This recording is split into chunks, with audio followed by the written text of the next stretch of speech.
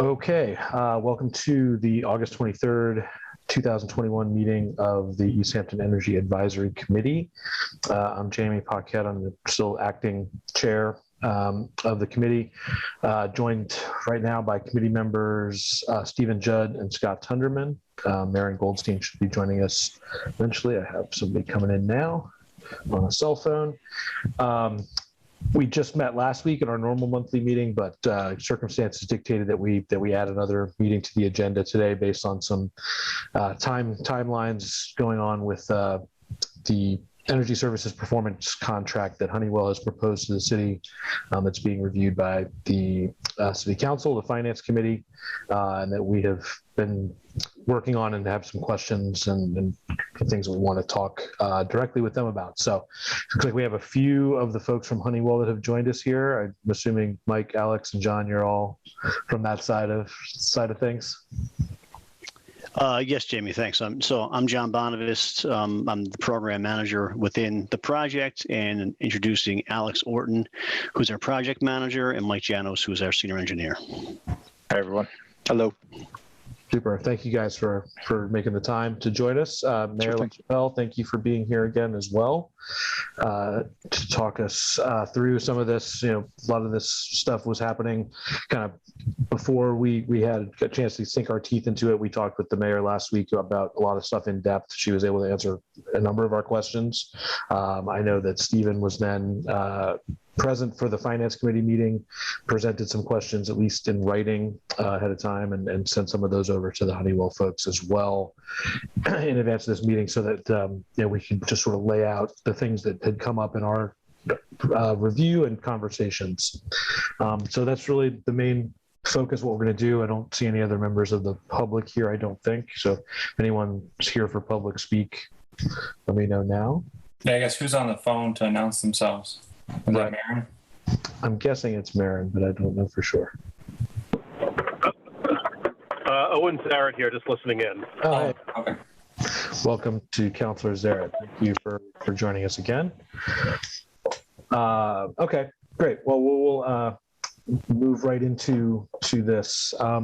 Stephen, since you've been sort of the point person on this, I'm happy to let you kind of take the lead with your list of questions, or there's, I don't know exactly how you want to approach this in terms of like what you already know the answers to, what we might need some more clarification on, and how you want to have a discussion. I think we'll go through the questions, and some of them were answered on the finance committee, and so we can just kind of restate those answers since it'll be on the record, and then just move on. And then John, you guys are going to follow up with written responses to a lot of these for the city council posting on, was it Thursday, I believe?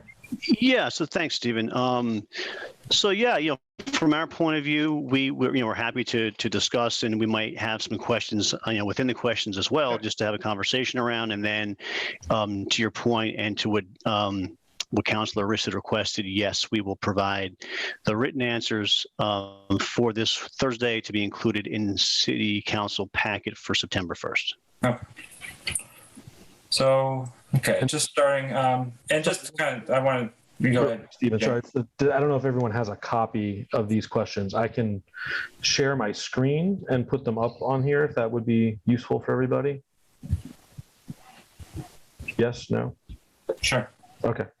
I have them on a split screen, but yeah, if you want to put them up on the main screen, that'll work too. Yeah, I'll just put up the document here. Hopefully that'll. They can see that now. Yep. Okay. Cool. All right. Thanks, Stephen. Yep. So thanks again for Honeywell, for you guys for coming today. It's just trying to do our due diligence and kind of dig into some of the numbers a little bit closer, and just to find out, what some of the reasoning behind some of the projects and some of the details of the projects that I hadn't seen in either the initial presentation from July's finance committee or the one that you just submitted from last week's finance committee, and just kind of tying the picture, looking at the picture from a higher level on where we want to go as a city as far as reducing our carbon footprint and increasing our renewable generation that's directed to us from the charter. So just kind of see how some of this project can relate to that, or does it set up for that down the future type of thing. So to start on the municipal building for the air handling replacement, was there ever looked at of converting the natural gas to air source heat pump as part of that project? And then does the current air handling system that's quoted to be replaced, does that prevent replacement of, or would it cost extra to add air source heat pump down the road, I guess, prevent the conversion? Mike, do you want to comment on that, please? Yeah, so the added cost to get the heat pump feature on the option, it just didn't make sense financially. Mhm. So it wasn't considered. And given the rest of the equipment in the building, like there's baseboard, hot water, you'd have to replace more than just what is in our scope to eliminate natural gas entirely. So that was not included in the project. Okay. Do you know like how much of a scope change that was, or what the cost of that would have been? I mean, because that's one of the things I think the city wants to do within the next 20 years per se. So it's kind of, was that part of the original 12 million that was cut down to the 6, or? It was not, no. Okay. We could definitely look into changing the outdoor unit to a heat pump unit. It would just be an added material or equipment cost. Yeah. Most of the labor and everything would stay the same, and it would give you the ability to use hot air in the air handling unit, in addition to having the boilers as backup. Yeah, because I guess the thought is if we're already up there replacing stuff, is there some cost savings that could be achieved by doing that work now in conjunction with replacing the air handling unit, or vice versa? Does it cost extra in 10 years when we decide we want to replace that natural gas heating source with air source heat pump, that we have to go back in there and workload and all that stuff, and extra setup costs and stuff to do the construction work? So it's just a thought that we had. It would make sense to do it now if it's something you really would desire. But it would take replacing the outdoor unit that's on the roof in the future. Because one of our things with the Green Communities Act is we've been pretty low as far as achieving our goal of our reduction of our carbon footprint. With Marion, what is the goal? Is it 20% when we originally set up Green Communities? Correct. And we've achieved like 5, I believe, roughly.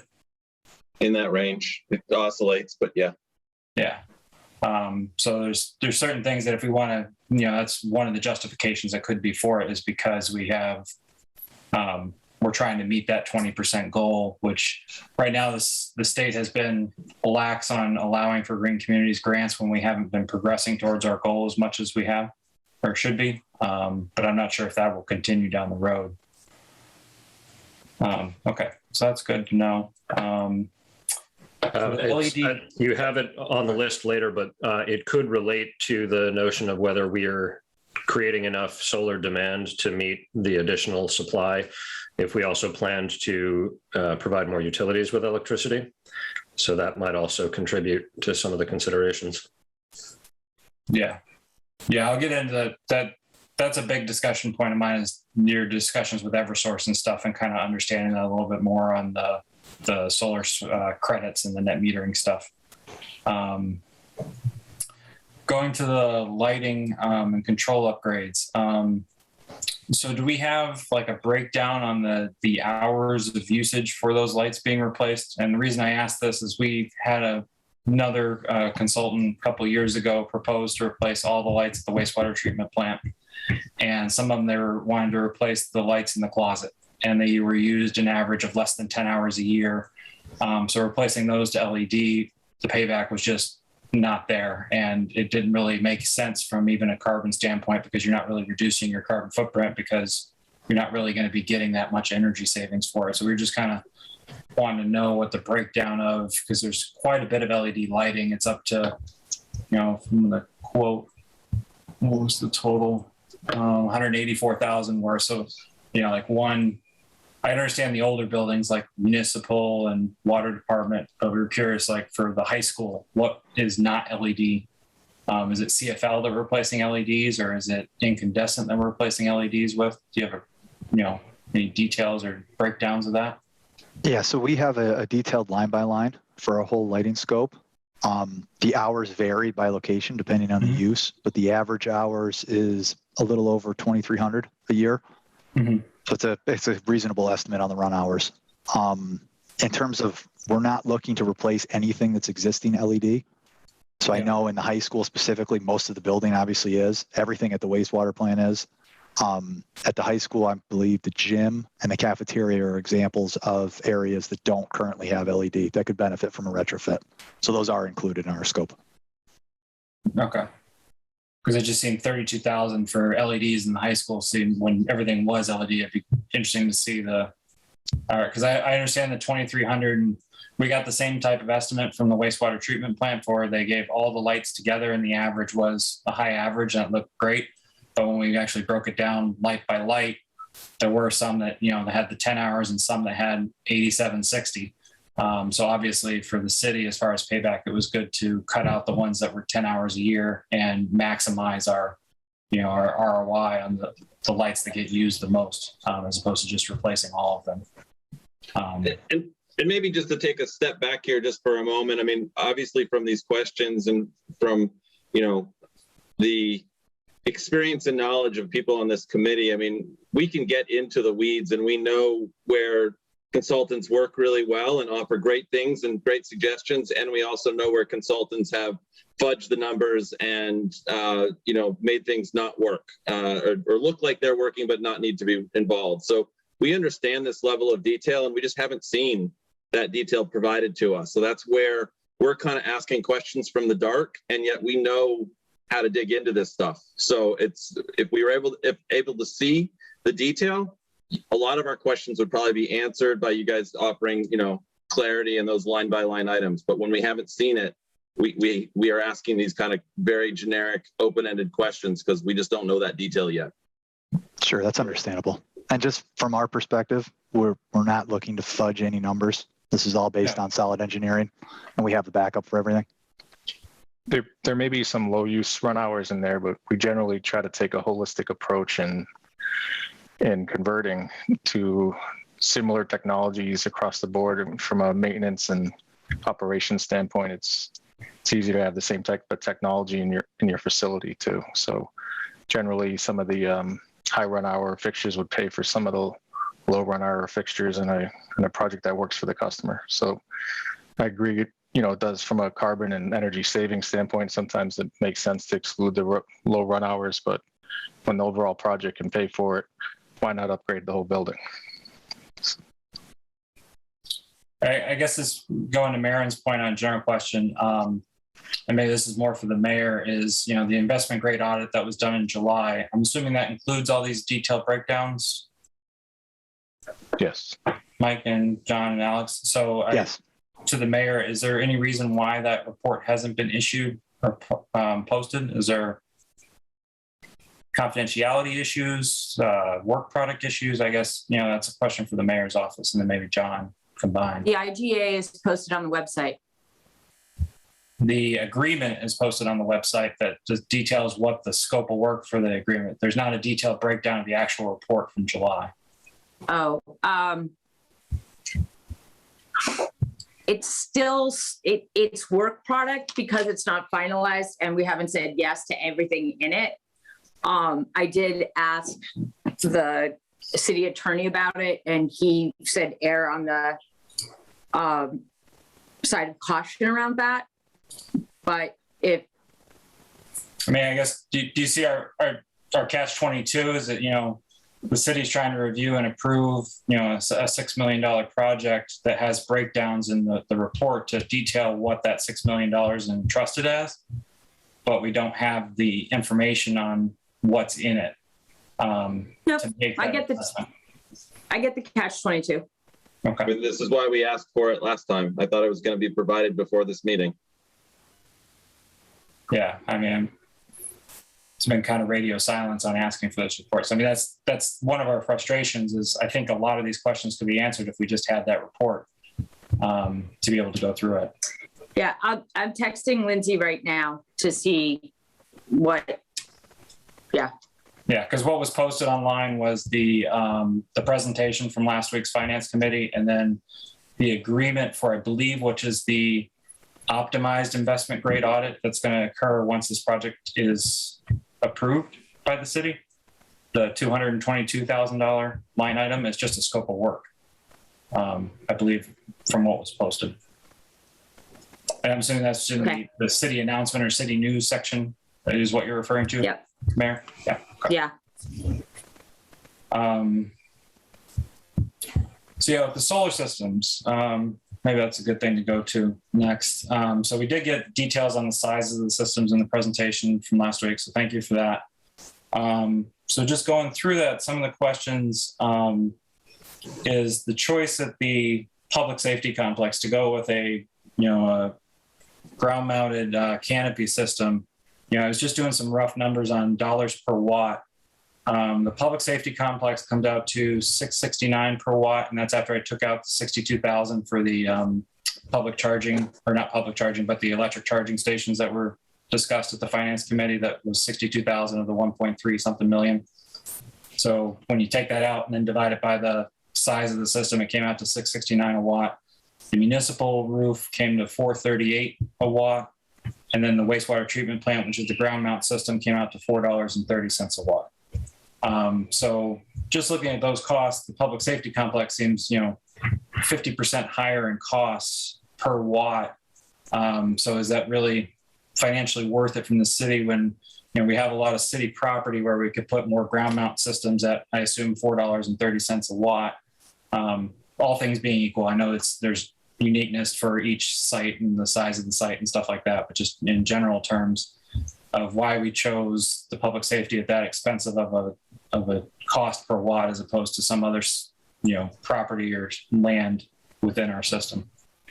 Yeah. So if I could just add one more point of clarification on that too. So you're looking at I believe it's 190 kW system there. We have room. We're currently, as one of his questions here lists, we're currently building the Mountain View School.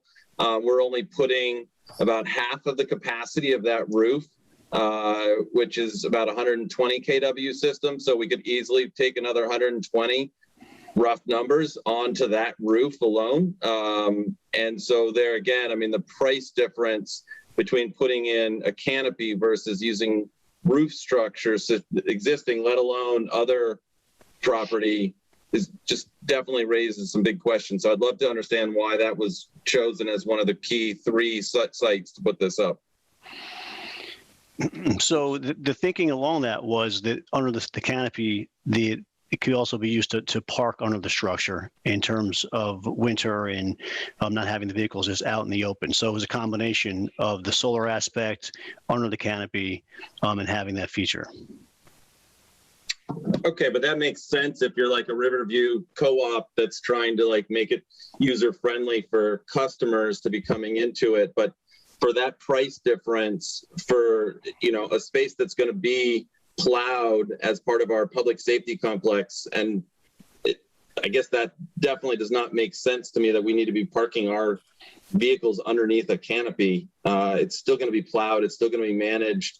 It's one of the most critical areas to be most ice-free and everything. So to put a canopy over that doesn't seem to be the priority, particularly at this price point.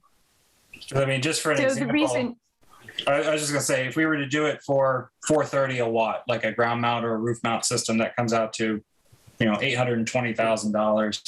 So that's a saving of $500,000 as opposed to having to not push snow off of police cars and protect it from, the weather. So I guess that's one of our concerns is that. So go ahead, Mayor.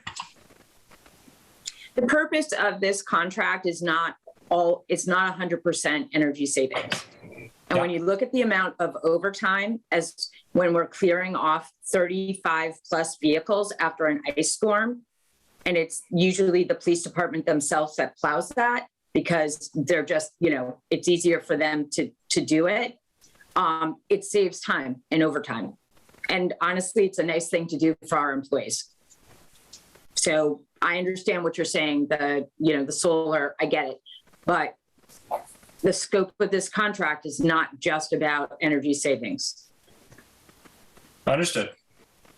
So I hear what you're saying, And I understand the expertise on this call, but there are other operational considerations in the scope of this contract that don't have anything to do with energy, purposely. Yep. But it's an energy savings performance contract through the DOER. So, I mean, it's our area. Yes, there's additional benefits to it, but the core part of it is energy savings and improving air quality, et cetera. And the majority, I would say that not having 35 vehicles idling while they're scraping ice, I think that there is a benefit there. Not to mention the ordinance in our city around not idling for more than 5 minutes. Okay.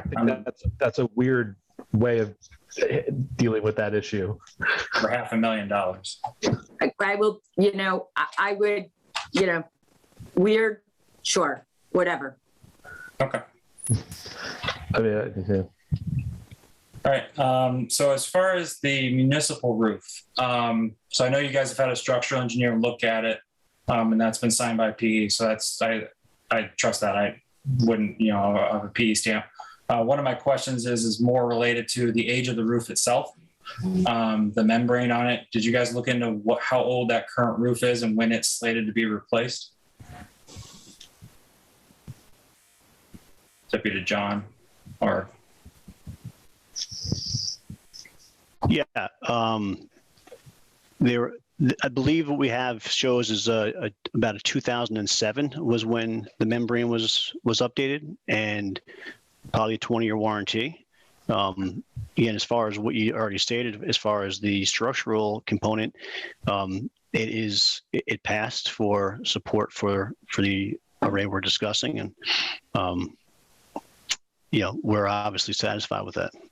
okay, so did we add to the cost of the solar the cost to remove the panels as part of replacing that membrane in the 20-year history, 20-year life? So then, because I mean that's a total cost. If you're looking at a total cost of ownership, having the solar panels on that roof that needs to be replaced at year 7, because so 2027, actually year 6 of the 20-year, 25-year life of panels. There's an extra cost to that we would have to incur as a city to replace that membrane by taking everything off, replace the membrane, and put everything back.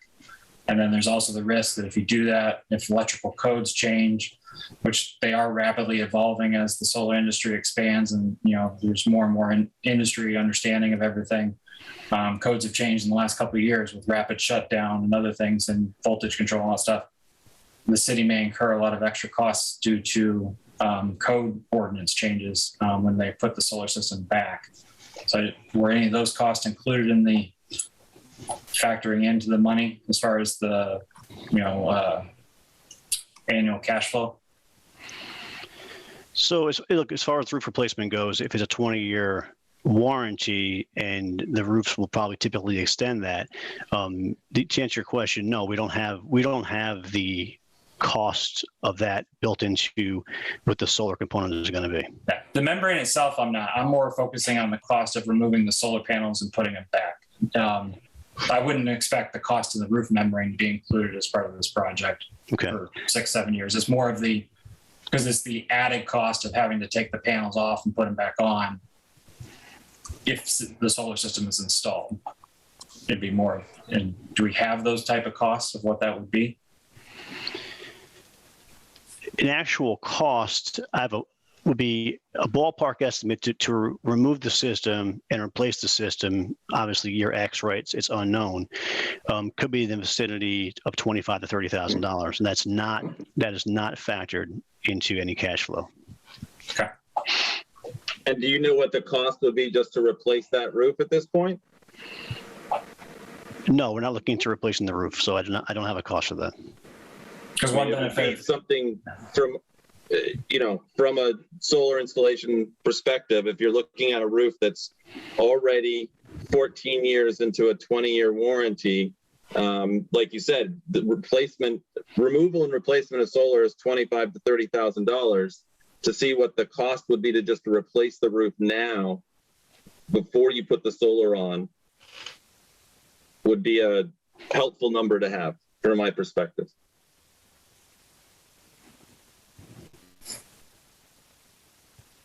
because that helps us know, to be able to review that and be able to then spend that money now, have a new roof, new 20-year warranty, and not have to worry about problems and failures in 6 years from now.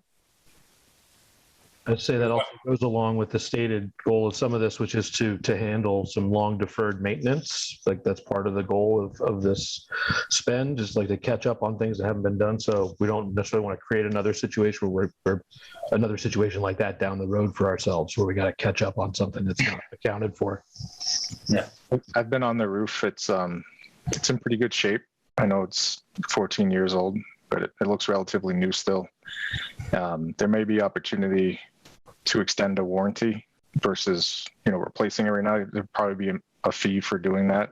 You may have to have the inspection. There may be some repairs that are made, but that might be the better option. Replacing that roof, I'd have to imagine, would be hundreds of thousands of dollars right now. Yeah.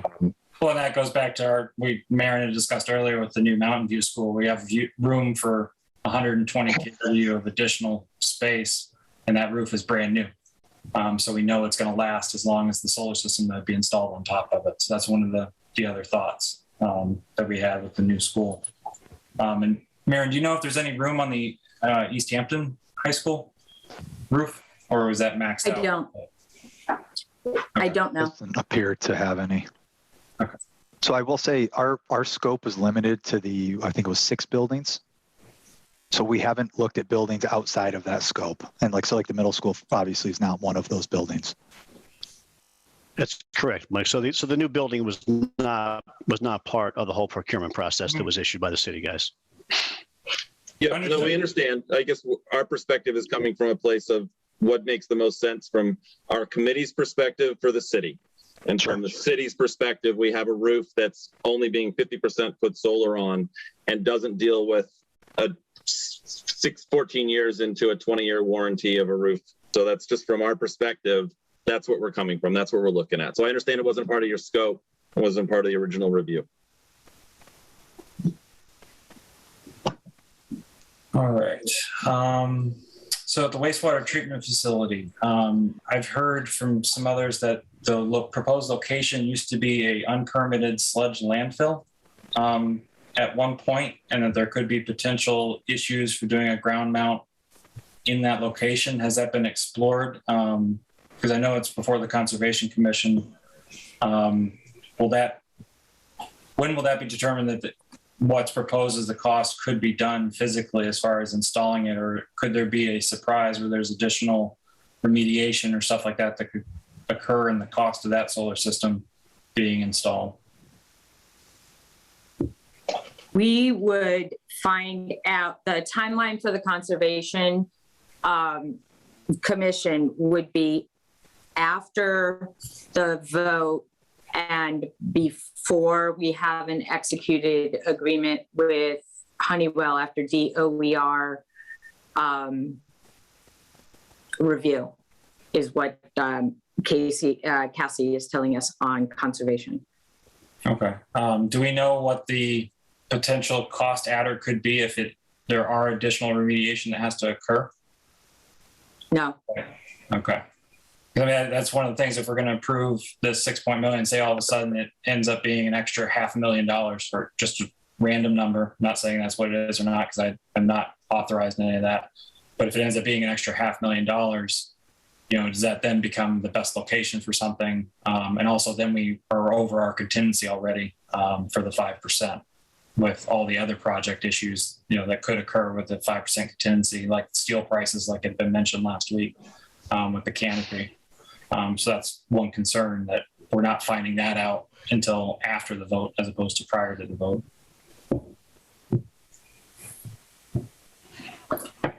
Let's see, going down, I believe. So the next on the monitoring and servicing. So I think that was answered last week. So that's all part of Honeywell's M&V contract for the next 20 years. You guys monitor the systems, do any maintenance, any fixes, anything like that occurs on the system, correct? The monitoring, yes. There would be a data acquisition system for each individual system that the city can access that as well to check in and see how the production's going. And we would monitor that as well for any failures of anything. Okay. And then as far as like, does that include service as far as it, or would that be additional, say an inverter fails at year 6? Or Year 6 should still be under warranty, so okay, there shouldn't be an issue. the inverters are 10-year warranties, I'm assuming? Typically, yeah. So year 11, what occurs? It depends if we have a maintenance agreement. John, I think you were talking about that. Yeah, so that could be put in place as the city's options. Okay. So whether it would be maintained by, whether it's Honeywell, the city, a third party, right?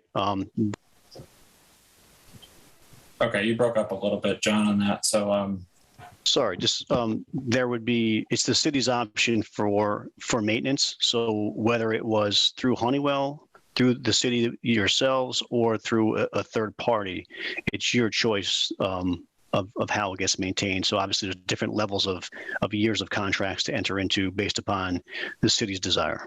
okay, so while it's under warranty, that's all taken care of by Honeywell, and then once the warranty expires.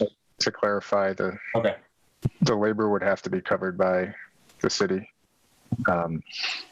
So any maintenance on the system outside of the monitoring would have to be covered by the city. The data acquisition comes with 5 years upfront, so you'll have that for that first 5 years. After year 5, you'd have to actually pay to have that service continued throughout the term of the guarantee. Do we have the cost of the O&M, the expected O&M for the solar systems included in the cash flow for this project? The O&M would be separate from that piece for the project, so it's not part of that. But again, please keep in mind that there are a few estimates within the numbers as well. So those will be fully vetted before, obviously, contract signing. Okay. I just got a follow-up question on that too, just to be clear. So you were saying the data is for 5 years.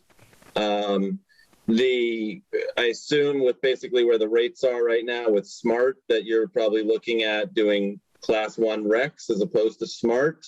So you're saying the data is only there for 5 years, and then we have to pay for additional data to be able to be continued through the REC program. Is that correct? The data acquisition will do the monthly reporting requirements for smart or REC. I think we are assuming smart. We are currently. But the city can register for whatever incentive they desire, and on 100% of those incentives go back to the city. So whatever one's more lucrative certainly would be the one that we'd recommend you sign up for. My understanding is smart program is pretty lucrative right now. I know it's block 10, I believe we're assuming, but yep. I believe there's an opportunity to maybe get into block 9. That program hasn't really been issued yet or extended yet. Okay, to answer your question, though, yeah, you'd have to keep that service going for the automatic reporting to occur for whatever production tracking systems being utilized for those incentives. Is there a reason why you guys sell it with a 5-year data? It just seems to I mean, I know some companies do that, but is there a reason why we don't sign up for, the minimum 10 years or longer, especially, I mean, SREC only goes 10 years, but the others keep going. So I think there's some requirements in the DOER procurement law that you can only go for so long upfront. okay, I don't know that piece, but I'd be interested to look for it. Yep. Okay, so the M&V, there would be additional costs starting in year 6. That would be for additional data acquisition. So, because I guess the monitor and verification costs contract with you guys for the 20 years. How do you monitor and verify the solar outputs without that data contract after year 5? The city would be required as part of our measurement and verification agreement to continue to use that or to pay for that subscription to bring it back online so that we could continue our M&B requirements. What is the cost for that? I don't know offhand. It's It's about $15,000 and change on an annual basis, and there is for the gas. It's more like $700 to $1,200 a year to keep going. Yeah, sorry, I was talking about the full thing. Sorry. Yep. Okay, so that $700 to $1,200 a year wasn't included in the cash flow for the 20 years. From year 6 to year 20, more specifically. I don't believe so, John. Okay. The solar piece within the MOV is included in the MOV. Yes, it is.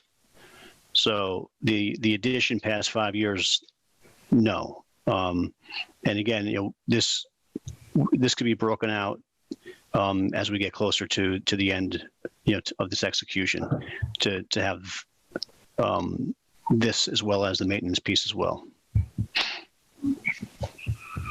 Okay. Again, just from our perspective, we like to, we understand the places where things add up, and we know those details. So it's just that's why we're asking these questions, and we want to be able to have a full picture of what you guys are proposing and what we're going to be able to propose back to the city as they move forward with any negotiations. So, is there a specific data acquisition company or plan that's in place for those first 5 years already picked out?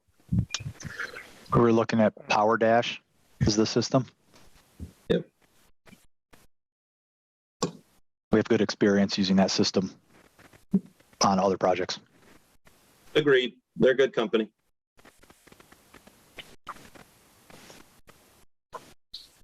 Okay. If you scroll down a little bit, Jamie. Absolutely.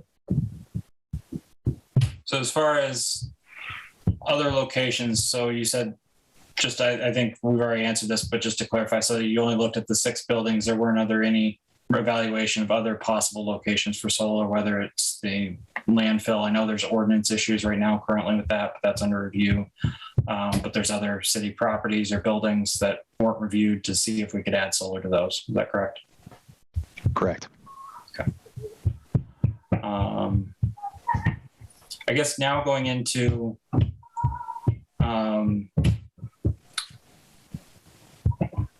I guess a question of like the bigger systems, was it ever, so I guess there's no option of having a third party own a solar system on top of a municipal roof as opposed to like the Borrego or whoever is the current owner of the Oliver Street landfill of owning a solar system, right? Because it's on a municipal building or property. So we can't do like the pilot contracts and that stuff where we don't take the risk of owning and operating the system. They're possible in certain instances if the array is large enough. But these just aren't big enough. Yeah, these ones just aren't big enough. Okay. I guess the other question, it's more of a comment of just, with the city aggregation, we can get into that discussion later, Mayor, about, if we went with 100% renewable contract with, a city aggregation or a third party contract, we'd be reducing our carbon and achieving the same goals as putting on our own solar, but also not having the upfront, $3.5 million in capital costs. But I'm not sure there's really much more. I mean, I guess, is there a reason? Honeywell, maybe that's a good question for Honeywell. What would be the benefit of us owning our solar systems versus doing an example like that of just getting 100% renewable third-party contract for our leftover energy consumption after we've already netted our 2 existing solar systems?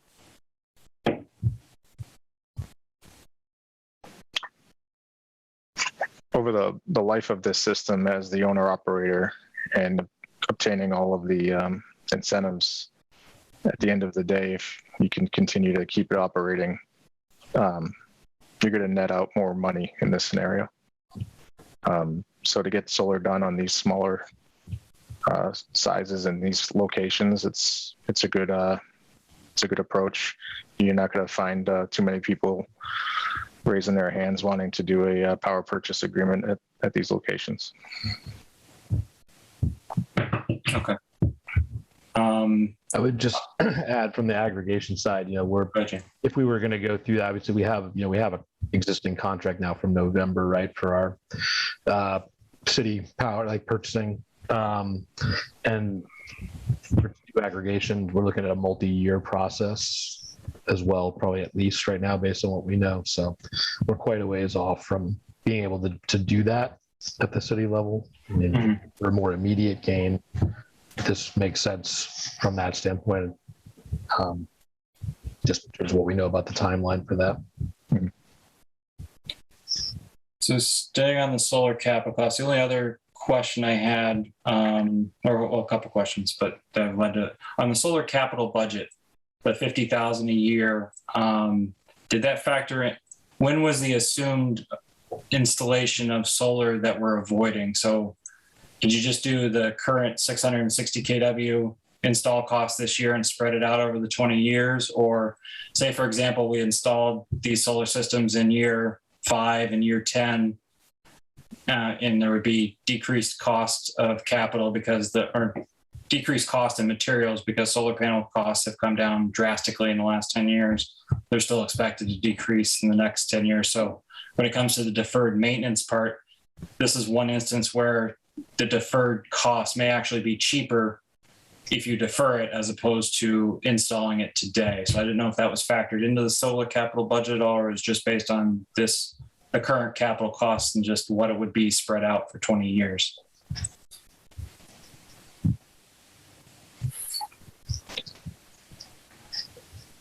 John, correct me if I'm wrong, but I think it was today's price spread out 20 years. Yeah, correct. And as far as the installation, right, the actual installation will be taking place likely midpoint next year? Yeah. But as far as the avoided cost in the budget, because part of the city cost in that line to make it cash flow positive was assuming a $50,000 a year avoided in our capital budget. But if we were planning on building a system in, say, 2025, that cost may actually be less than the 3.3 million, or if we were going to do it in 2030, it may be less. Now, yes, we are going to lose the, SMART program may change, the incentives will change and decrease as solar, but, does the price of the system outpace the reduction in the incentives? So that's just something to think about when it came to that, because I just look at year one and with only a $1,600 margin on cash flow, that's cutting it pretty close. So a lot of these assumptions could, sway that one way or the other. So that was my thoughts. Councilor Zaret, I saw you had your hand up. I don't know if you wanted to ask a question. Thanks, Stephen.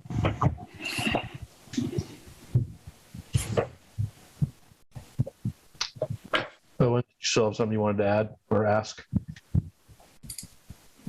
You drop off? You may have. Somebody else was just about to say something.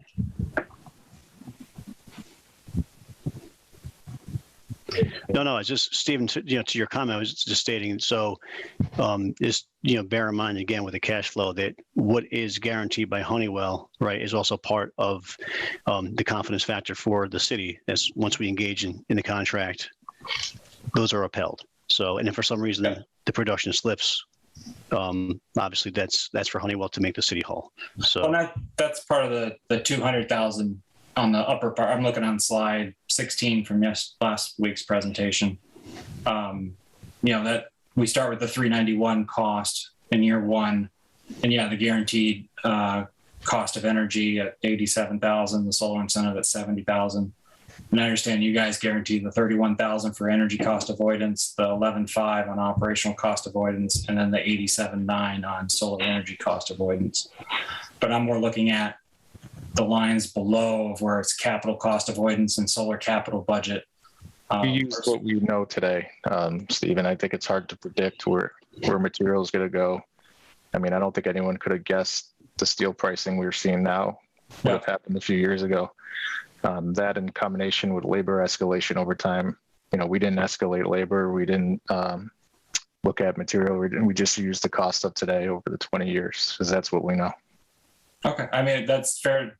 Those are fair points. And that's other things that, if there was more details on the numbers of, you didn't factor in the reduction in panels and stuff, but you also didn't factor in labor escalation and stuff like that.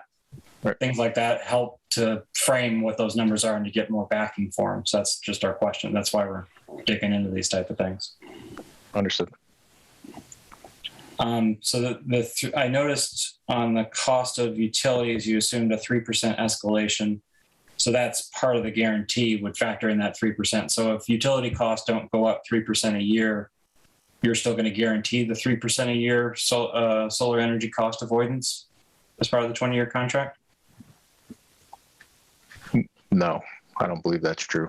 Okay, so if utility rates only increased, say 1.5% per year, just as which over the last 10 years, that's been because of the fracking boom, our rates actually haven't increased at a 3% per annum for quite a while now.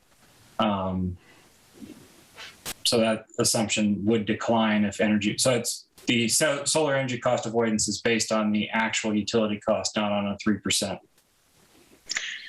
Yeah, we look at the units of energy saved, and then to monetize the savings, we're using rates that we define upfront with the baseline rate, and we agreed to the escalation percentage, which was 3%. So that's just to monetize the savings, but the guarantee is on the units of energy. Is that correct, Mike? Yes. Okay, so that number actually could go up or down depending on how rates of electricity go over the next 20 years, which I understand is unpredictable. Right. Full disclosure, I work for the company that sets the markets, so I can't get too much in that discussion, but I can understand how the price of energy is changing quite a bit. But yeah, there's a lot of factors in play with that. Mm-hmm. But wholesale energy price could go down too with the lots of negative pricing when it comes to overabundance of certain solar and wind at certain hours. So there's that issue too. Okay, the 0.5% on degradation of panels. That's a good assumption. That's the same assumption we use at our work set. I'm good with that. I think that's all on the design of the solar. Did Maren, Scott, or Jamie, do you have any other questions on the solar facilities themselves? Not the cost part of the net metering stuff. I think we'll get into that next, but just the physical design of the solar systems. Yep. No, I've got the points that I needed to ask. Thank you. Okay. Jamie, Scott. Oh, good. Okay.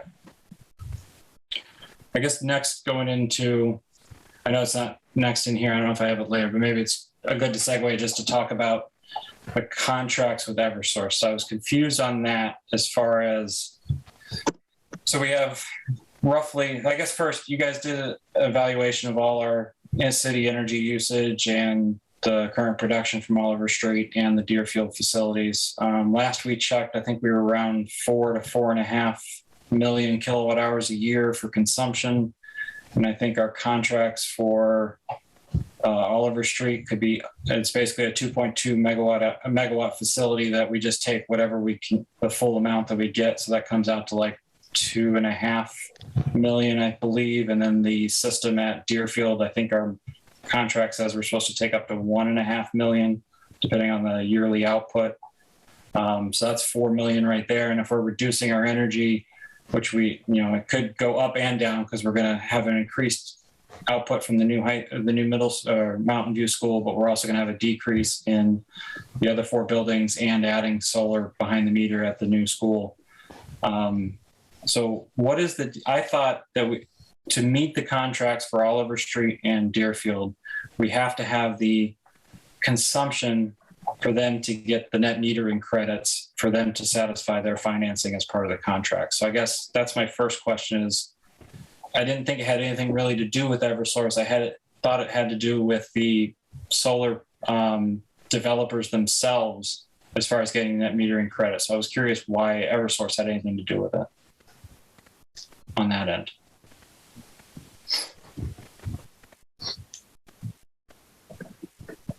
Mike, I believe upon analyzing the utility bills, we found you're receiving net metering credits, and in analyzing the Schedule Z, you guys are assigning those credits to 16 or 17 different accounts. Mm-hmm. So the sites we're recommending solar on, we're also receiving those credits. So the cost of electricity today was relatively low. So we talked to Eversource because we're wanted to add solar to these sites. So we talked to Eversource about, instead of assigning those credits to these bills, actually getting a check payment to Easthampton. So they'll get the benefit on the new solar on site to pay off the electric bill, and get the, instead of assigning those credits to those bills, they'll get a check and they can use it. You guys can use it for whatever purpose you intend. So that's why we involved Eversource. And we did do a balance of each system with the facility to be connected to, with the savings from our project and the baseline consumption. And they're all, none of the systems we're proposing are overproducing for the locations. But the city on a whole, we could overproduce. And I guess, so you're talking about changing the Schedule Zs for the buildings that will have the solar systems. But then if we don't have enough, net metering credits to give to the, you're not going to use the credits. You're just going to receive them as a payment in lieu of an offset to a bill.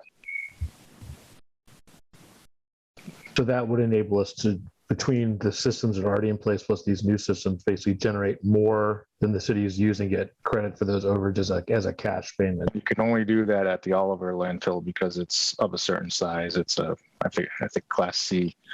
Eversource will allow you to actually get a check payment instead of assigning it to a different electric bill. Okay, so it would have to come. So any overage would have to be within the realm of what that produces in order for that to take effect. And then, so basically we'd be taking that out of the equation, the Oliver Street, in terms of city consumption, and that would simply be like cash generation. Generation, and it'll allow you to, put more solar. Right. Yeah, essentially, once we confirmed with Eversource that we could turn those dollar credits on the bills into checks, we kind of just discounted them and said the city will receive those outside of this contract. They'll still receive the benefit, but at the same time, it doesn't drive down the electric rate within the buildings. Yeah. So that's actually an extra savings that we could potentially have that we're not showing in this cash flow.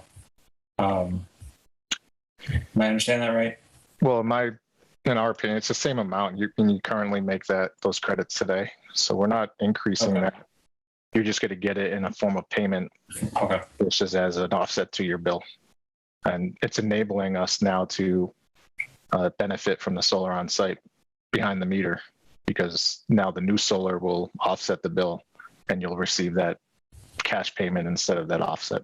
Because otherwise you would just be building up a huge credit on the bills and you'll never use it. Right. So that brings me to the question on the third party contract that we have for our third party supplier. Did you guys review that contract? Did they have any minimum percent guarantee of usage that they require us to? So if we have 4 million kilowatt hours a year, was there a minimum of like 5 to 20% or whatever that we would have to actually pay them per year as far as that contract goes? Like a minimum usage that we can't net out with solar?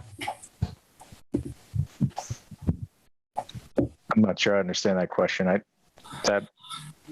So we signed up Constellation as our third-party energy supplier, and I'm assuming they base the rate based on how much we would consume from them throughout the year. So say it's, our baseline usage is 4 million kilowatt hours a year. I don't know, plus or minus 500,000.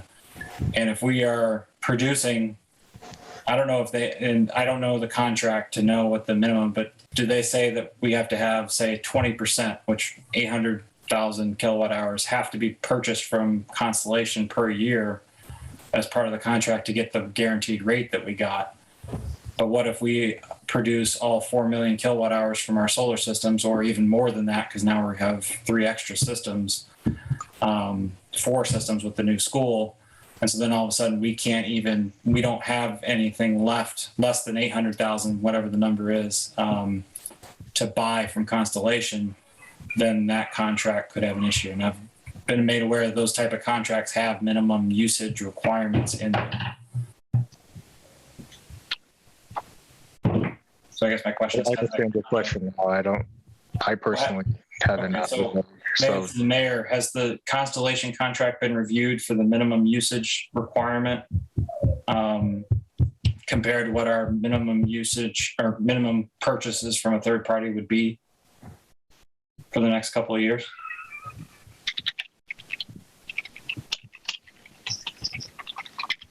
We can take action to follow up on this, Stephen, if that makes sense too.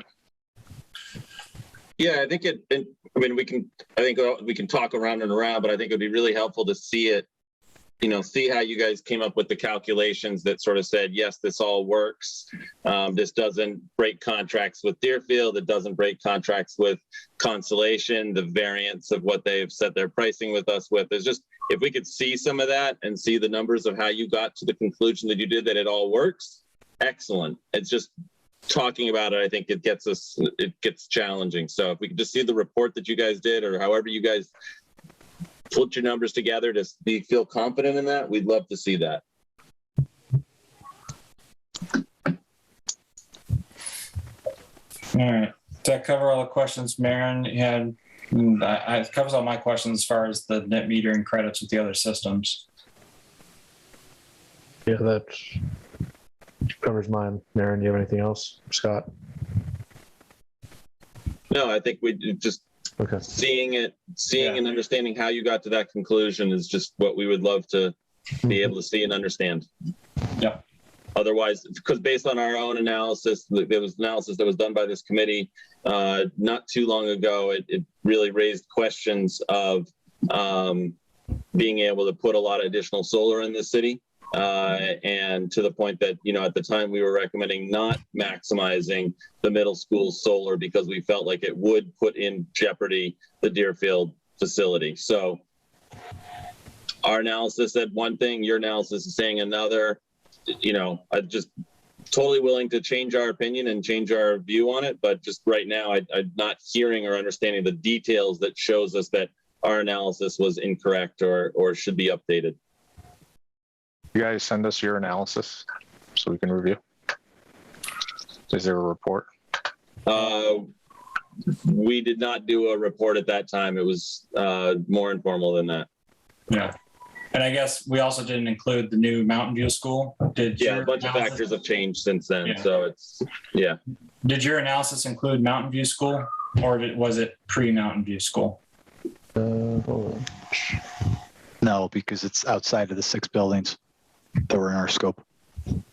Right, but your analysis should review all electricity usage within the city to be able to say whether or not taking out a whole bunch more, even if it's just the 6 buildings, and say we're going to take that electricity off our consumption, then that's going to affect contracts that affect the entire city. So I would think, at least in terms of this piece, it would hopefully have done an electricity analysis of every single account that's under the city, which includes the new school's projections that could have been provided to you if you had sought those out.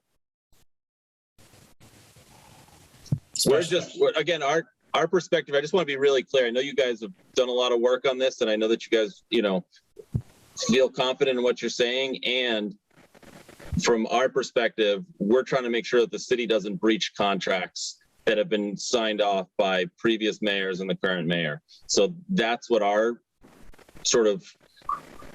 line is, and that's what we're trying to do. So if you have analysis that says it's all good, please share us with how you got there, and then we can say, okay, yep, we review this and we update our opinion and go for it. Let's put a whole bunch of more solar in the city. But right now, we didn't even think going to 240 kilowatts on the new school was the right choice because it was going to be cutting it too close. Is that because you were worried about exporting? No, it's based on how much the contract of how much was supposed to be coming to us from Deerfield. So basically, if we overproduced between our Deerfield, Oliver Street, and our high school and middle and elementary school systems more than the entire city's consumption, we would just be producing solar with no benefit for us as a city. Yeah, I mean, it wasn't that it would be managing all of the needs. Like, we're still going to consume as a city more than we can produce, but it was going to put us out of balance to the point that we would breach the contract of how much we were required in that contract to be consuming from them, to be receiving from them.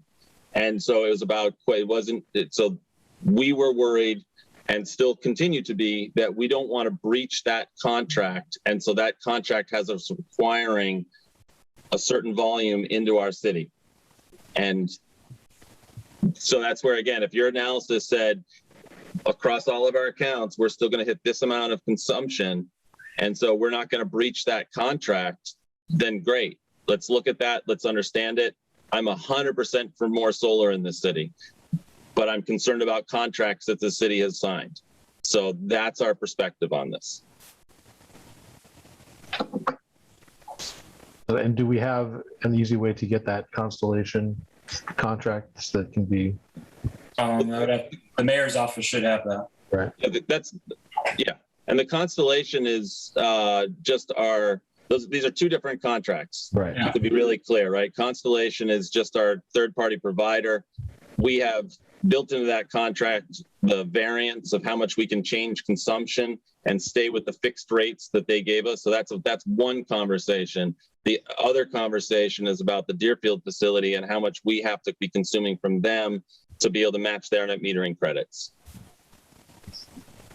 Because we have to consume a minimum of a maximum of 1.5 million kilowatt hours for the year to be able to net meter with them to match their contract. That's what we saw in the documents that we read.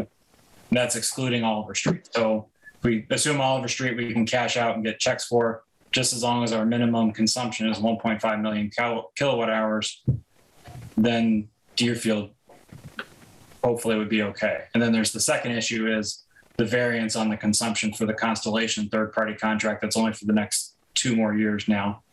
That if we were to go below that variance, then the fixed rate that we're currently getting from Constellation may be gone or change or have penalties associated. We have to see the contract details to know. Right. And your Deerfield agreement is at a fixed percentage. They're not going to increase year over year, right? You've signed up for that term on a fixed basis of 22%, I believe it was, right, off that system. Correct. Up to 1.5 million kilowatt hours, Okay. I believe, Right. is the max on that contract. So it's the lesser of 1.5 million or what the 22% of the system would produce for that year, I believe, when we looked at the terms from a couple of years ago. Great. And I know you said your numbers may be somewhat prelim or maybe they're a little dated, but to the extent you could share anything that you put together for an analysis regarding, the full load, that would be helpful, even if it's dated. It's, we'd be glad to take a look at it.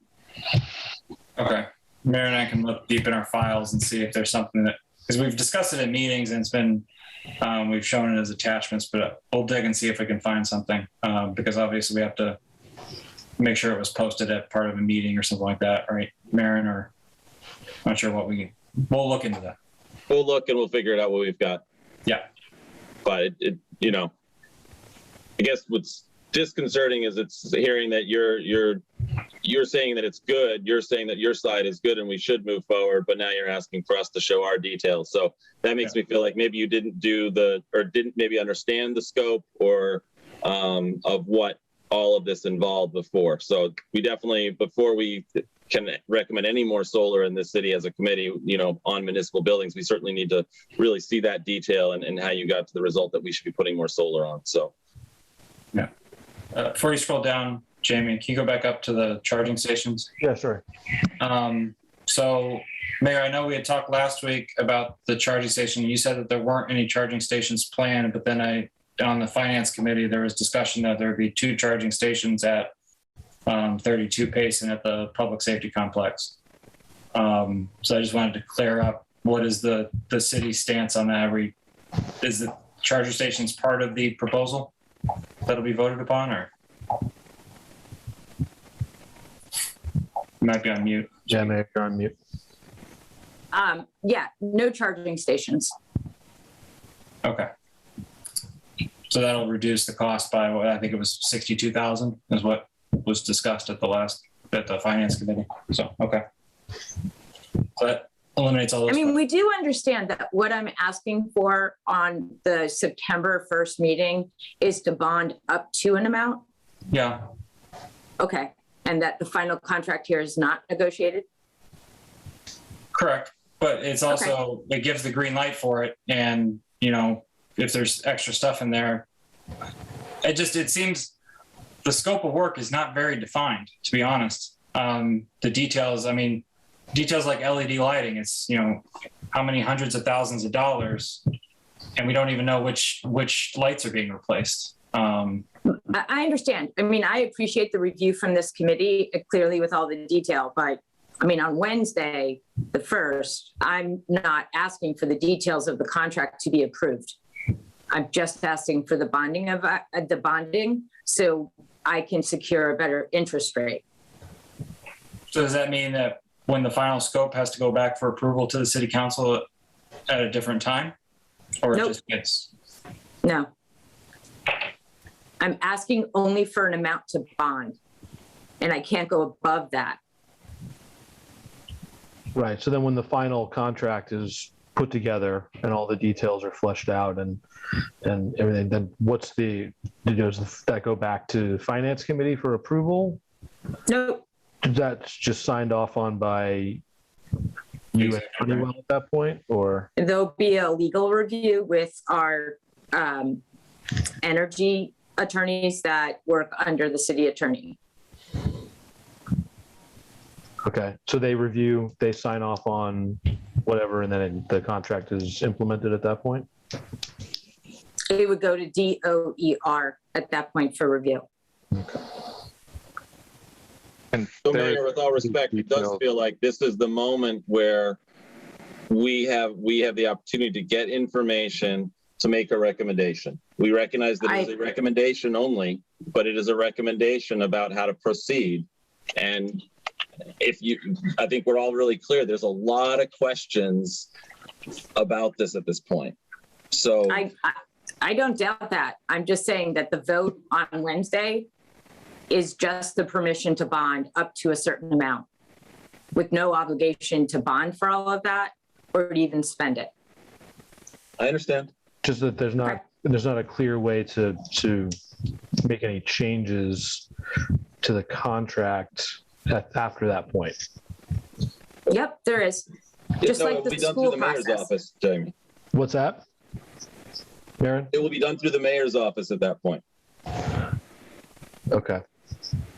I'm just looking for an amount. Not to finalize the contract, but to start a bonding process and have legal review for the bond itself. And we also don't know what the total amount is based on other money available.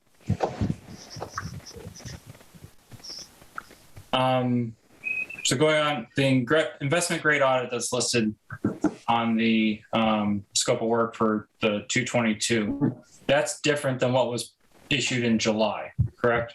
Of the report that I saw in one of the presentations of one of the audits that's an optimized investment grade audit. Is that another audit on top of what was released in July? Because that's for John. No, there's no second audit. Go ahead, Alex. Just verbiage used in the DOER Energy Management Services Agreement model. We submit a draft technical energy audit report and then an optimized, which has estimated cost and savings, and then an optimized IGA report, which has firm fixed price and guaranteed savings for the selected measures from the city. Okay, so that the 222,000, that's for basically costs already incurred for the audit reports that have been done to date? Correct. Engineering, design, auditing, etc. Okay. So there's not going to be any additional audit as far as, I guess the question on that is if there's going to be any additional review on cost of payback of stuff once you have more finalized details and say all of a sudden one item becomes, a lot less of a payback because say steel costs go up by a lot. I know that's part of the contingency, but so this, okay, it's not for another audit on top that all the audits have been done as far as the energy audits, and that cost is just for the audits incurred. So, okay. I guess scroll down a bit, Jamie, on the building capital cost avoidance. I saw that justification for a lot of the air handling was for indoor air quality, and I completely understand that. I guess one thing with the high school is, from school committee meetings and stuff, we've done all the air handling reviews and we are meeting or exceeding DESI standards. Do we know how much higher the new things at the high school would improve over the current air quality at DESI? Because I think all that's being done at the high school is destratification fans in the gym along with UV lights. Are those one unit or are those two separate things being installed in the, so for example, the indoor air quality is obviously because of the UV lights. Is that a separate device than the destratification fan? Yes. Okay, so destratification fans really aren't for indoor air quality, they're for energy efficiency, correct? That's dual purpose, energy efficiency and the added benefit of the UV sterilization. The UV lights come with the destratification fans. Okay. So to further explain it, we're going to install UVC lamps and all of the existing equipment and all the HVAC at the high school, around the coil section in the unit to clean the air within the HVAC. In addition, we're putting in the destratification fans with UV from the manufacturer in the gymnasium. And we're also putting in indoor air quality sensors in the building and feeding that back to the building management system so you can have feedback on air quality in the high school. So for the gym, do the existing air handlers, are those getting UV added to them? Yes. Okay, so that's going to address the indoor air quality as part of the existing air handlers getting UV for the gym. That and also the D-strap fans as well. Okay, I guess my point is with the D-strap fans, we're spending $22,000 for those, and basically that's more of an energy efficiency build, because if you're already zapping the current air handlers with UV, that addresses the indoor air quality. And so the D-strap fans, basically I look at that as more of a what's the payback on the energy savings, and at $500 a year for $20,000, I mean that's a 40-year payback. So that was my thought on the D-strap fans is, if we're already adding UV protection to improve indoor air quality because of COVID, which is completely justifiable, but are the D-strap fans really needed if we're only going to have a 40-year payback on those?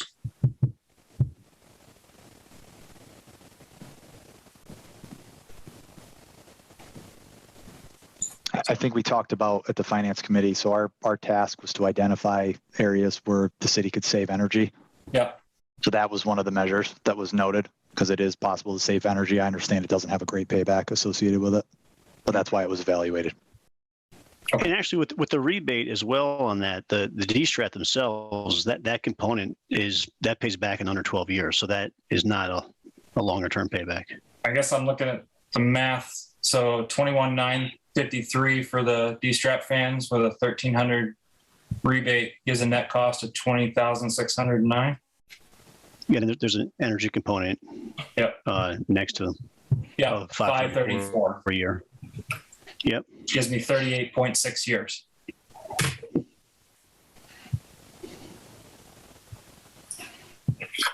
Okay. That's just my, that's my observation. It just seems that it doesn't, the justification for that is not indoor air quality. So and that's more of a question for the city. I know you guys propose that it's one of the options of an energy saving measure. So it's not a critique of what you guys did. I know you guys were tasked to find any possible way for energy savings or indoor air quality improvement. Same with so the same questions go for the kitchen hood controls and for the air handling and the walk-in cooler. I presume those have not, the kitchen hood controls, for example, those controls are basically to reduce the current of they turn it on and it's on for the whole time. and they don't have to have it on all the time, and they could reduce the amount by having automatic controls where it'll turn itself off when the air quality improves. So right now it's not an air quality issue because they just have them on all the time, correct? And this is more of saving energy, of having it basically auto shut off when the air quality improves and you don't need it anymore. Is that my understanding of the kitchen hood controls? It modulates the fan speeds. So it's not on off. It'll ramp Okay. up and ramp down Variable. depending Okay, on what's needed. Yeah. okay. Yeah, But that's whereas not- today it's just on 100% the whole time, whereas Correct. the future is it would just be reduced for certain parts. So that's another energy saving requirement as opposed to a indoor air quality justification. So when I take that and I divide that by 1098, so after the net cost, I mean, that's a 27.2 year payback. So that's my notice on that. And then same with the walk-in cooler. That one's actually a pretty decent payback. That's 10,186 divided by 822. Yeah, it's like 12.4. Yeah, so that's a 12.4 year payback. So that one actually, was a 20-year project with a 12.4 year payback. That makes sense. It's the ones where it's over 20 for this that I question. And that's more of a scoping question for the city as far as what to include and what not to include. Variable. So like, as far as like, I don't have any comments when it comes to the chiller replacements, or that I get is the deferred maintenance and the replacing of those. And the only questions I had were those on the chiller replacement. Will that be capable? That's just for cooling, or could that be connected to an air source heat pump too? I guess I'm Cooling only for that system. okay. And how is that? Is that building done by forced air, natural gas for heat, or is that based? Do you know? I think they have a boiler system in that building. They have a boiler system. Okay.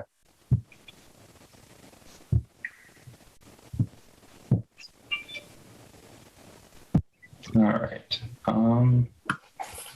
Scroll down a bit, Jamie. I think we've answered the solar capital, but let me check voided capital costs. We talked about that. All that, solar incentives.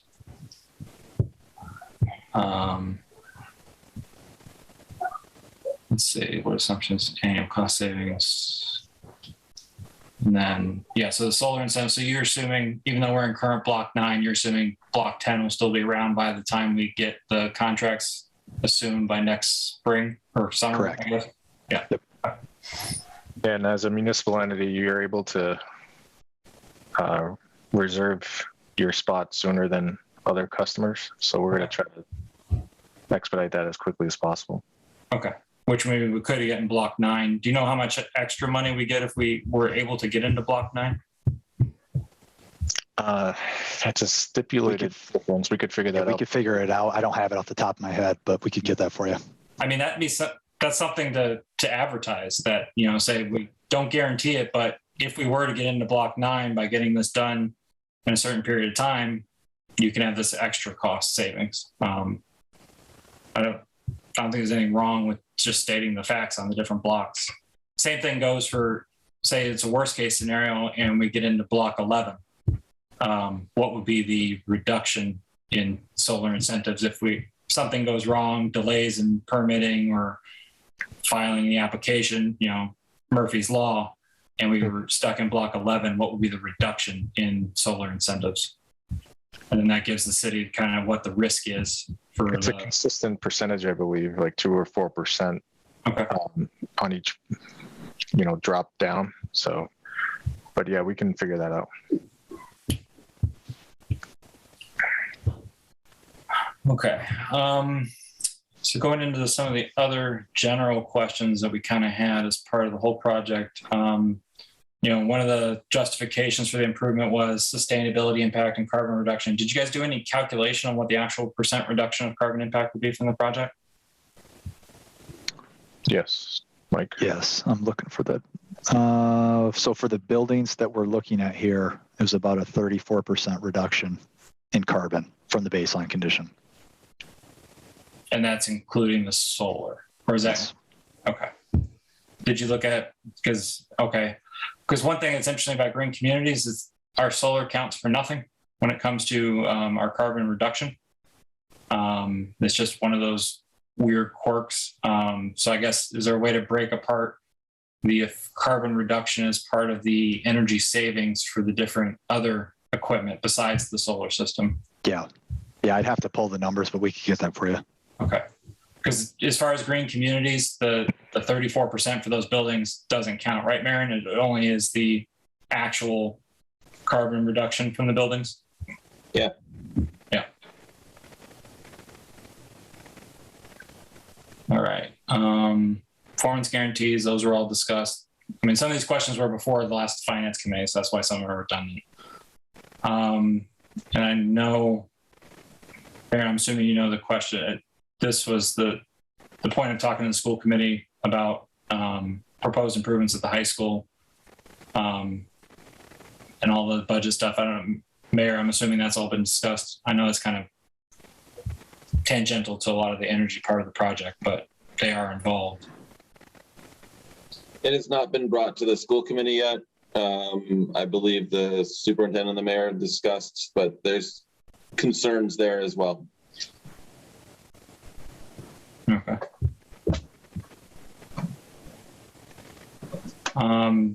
So a lot of these questions may be for the mayor going forward. As far as, does the city intend to reduce the budget O&M budgets for the buildings included in this project once, our principal and interest for this project are in service? Sorry, you're still on mute, Mayor. Yes. So going to the back is that I consulted with the superintendent, who then had Larry head up the interaction with Honeywell, looking at the ESSER money. She did not want to, she has, other plans for it. So that part of this might not happen at all. Okay. It was just to see what the cost and whatnot, and she and I talking about the cost and the amount. I mean, the school committee, while they're schools, has control of the physical plant.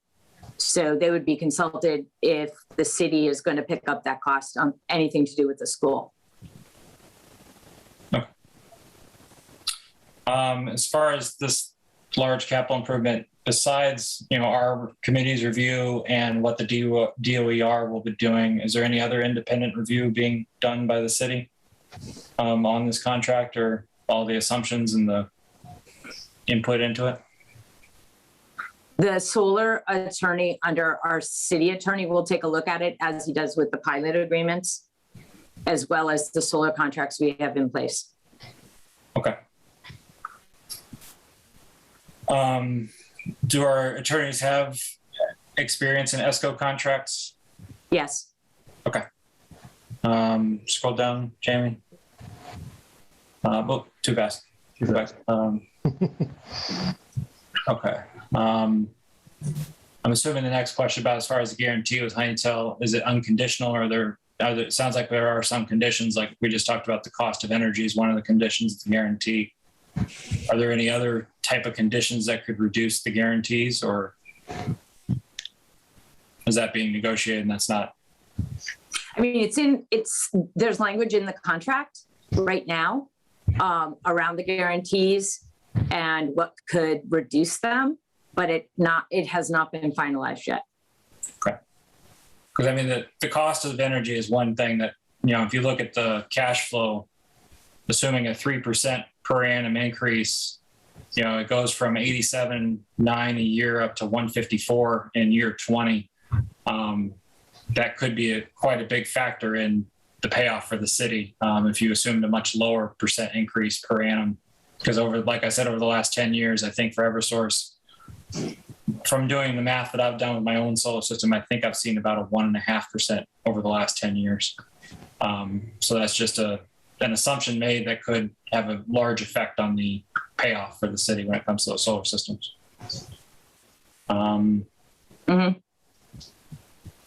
Do you know, does Honeywell serve as the OPM for this project since it's greater than? Yes. 1.5 million? Okay. And then is the O&M cost for these new facilities, because if they're more complex, they could have more potential O&M than our current older ones, even though they break a lot. Has that been factored in as far as, is there a delta in the projected O&M? Is there a decrease, increase? We expect a decrease. Okay. I don't have that percent. Greg Nuttleman was a part of this as well, who is the director of DPW and building ops.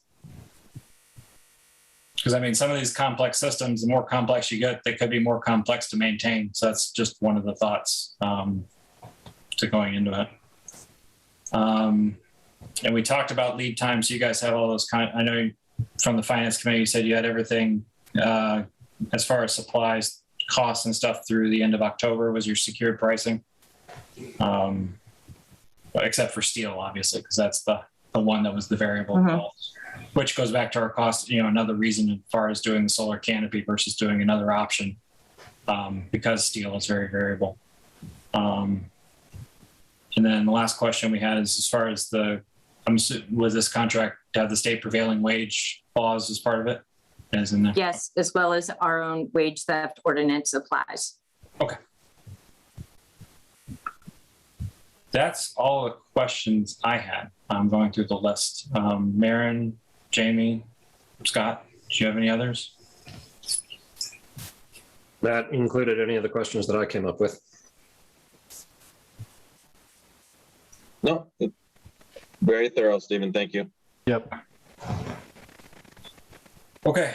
So I guess the next thought is, as a committee, so we have an August 26th deadline if we want to submit a recommendation to the city council as far as approving this. Approving the debt exclusion, not the whole project. It's not a debt exclusion. Or sorry, the debt. The bonding amount. The bonding of the debt. Yeah, I apologize. I know it's part of the 2.5% per year.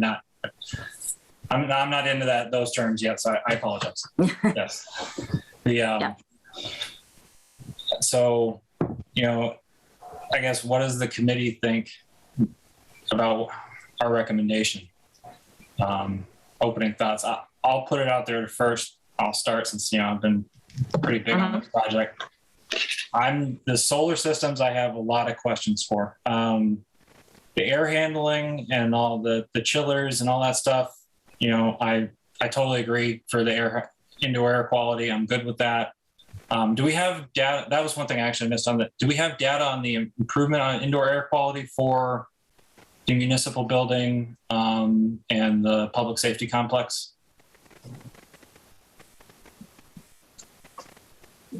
Like, is there air exchanges per hour, et cetera? The UV allows you to maintain the ASHRAE standards. Okay, so it's without increasing. Okay.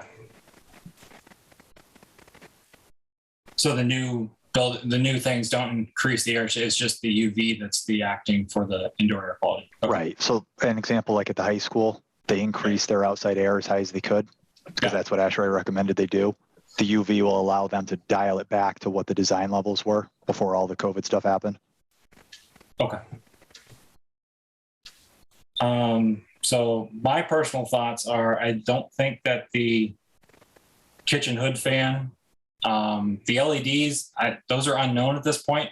I would like to see the breakdown to know, what for each of the individual lights. I agree that, I grant the 2,300 an hour, the overall project probably pencils out and it's probably very good, but it's what is the individual items. And I get the idea of if you're in there, just go ahead and do it, but lighting's not a very capital intensive project as far as labor of replacing lights.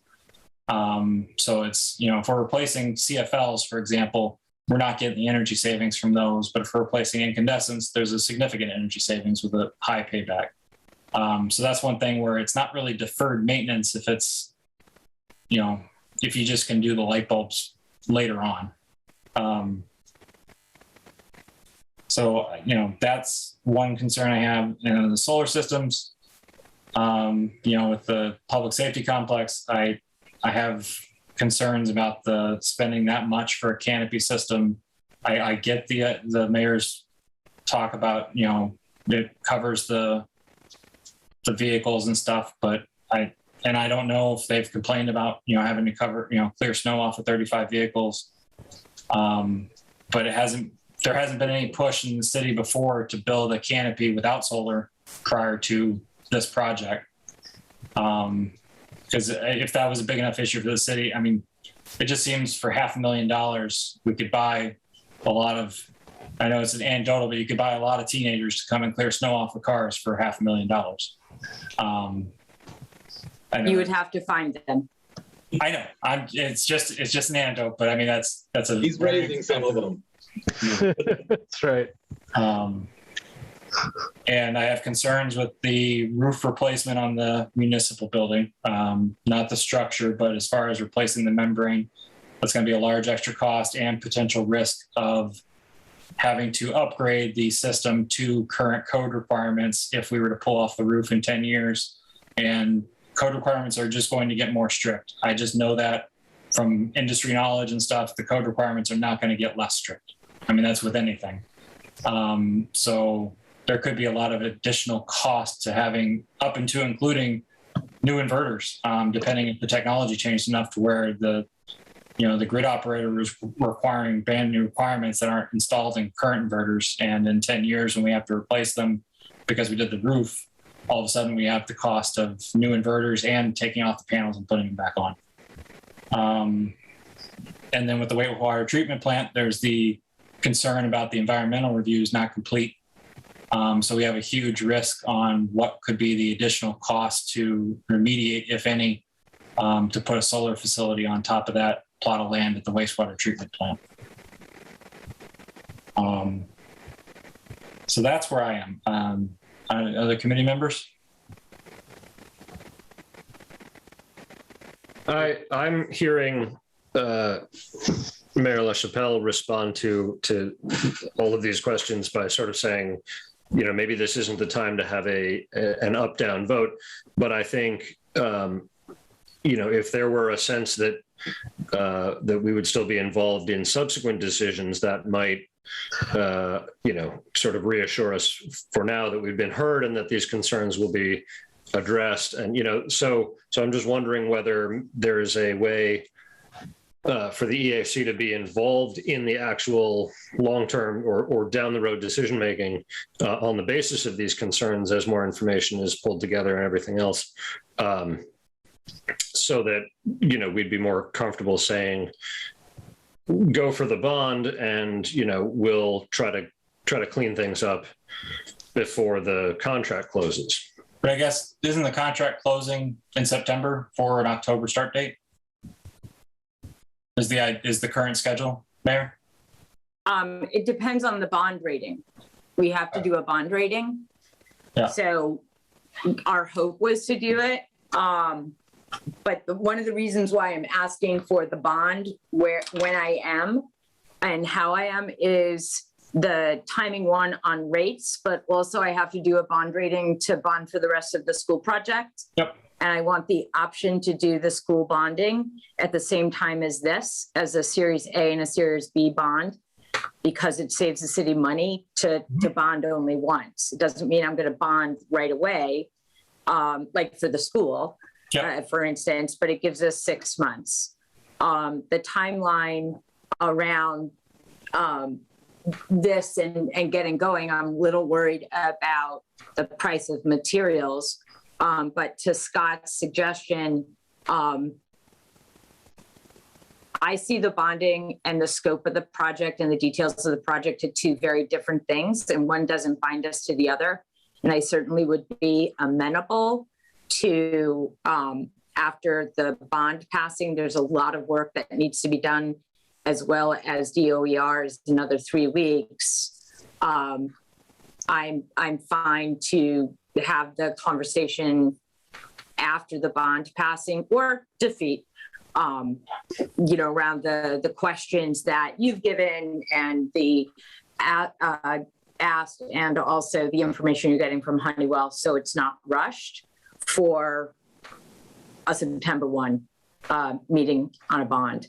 And again, the bond to get permission to bond doesn't mean you are for that event. It's, you know, it's up to an amount that our financial advisors have given us the okay, and our bond counsel has given us okay that we can bond up to that plus the rest of the school.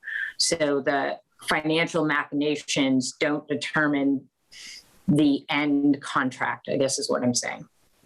Right. I think that to Scott's point was pretty much my own too. Right. I think we're, you know, more amenable to being okay with the bond and knowing that there's, you know, a seat at the table for us in the process and a chance to really to answer some of these questions and to you know, have some say in the shape of the contract in the end. What's included and what's not. Because I'll be honest, if we were involved in this process 6 months to a year ago, I know it's water under the bridge now, but we could have had a lot of these questions answered if we were involved earlier in the process. And I understand you said you had reached out to us, but it was before COVID and before we even knew it was going forward through the whole process last year. And if we had known what we know now, as far as that this project was going forward, it was going to be a very big scope, you know, at first when they sent it to you, it was $12 million. You know, I definitely think the Energy Committee would have had a different answer to that same question if we had known this whole process was going forward for a $12 million project related to energy efficiency and renewable generation. So I just wanted to say that is, you know, I know we feel rushed right now, but that's part of the reason. Is just, you know, we found out about it when we did, and we're trying to do the best we can to review it with what information we have. Mm-hmm. I appreciate that. Yeah, I mean, I think Stephen said a lot of the good points. I mean, I think that one of the big pieces here, in terms of my takeaway, is that, you know, the information that is the assumption, the information that's helping make the assumption that we move forward with solar at all, in my mind, has not been answered.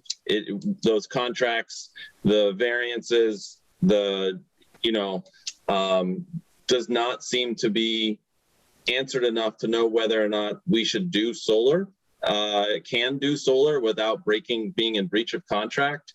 And that's half of what's left on the table right now for this bond. So that's a, you know, that even before you get to the fact that, you know, a solar canopy is a very expensive endeavor. Before we get to the municipal roof is 14 years into a 20-year warranty. Before we get into that, the wastewater treatment facility may have mitigation, environmental mitigation issues. So just the assumption, let alone all the other factors right there for half of this scope, seems to be still really up in question and not anywhere given the attention that it's needed to. So that's a really big concern. I hear, you know, when we get into some of the energy efficiency pieces, some of the pieces sound great, sound very much on track. Other stuff, like Stephen said, for the LED pricing, we don't have the details to be able to give any, you know, educated response to that. So there again, you know, bond for it, not bond for it, it seems like it's really not enough information that we could even say one way or the other on that.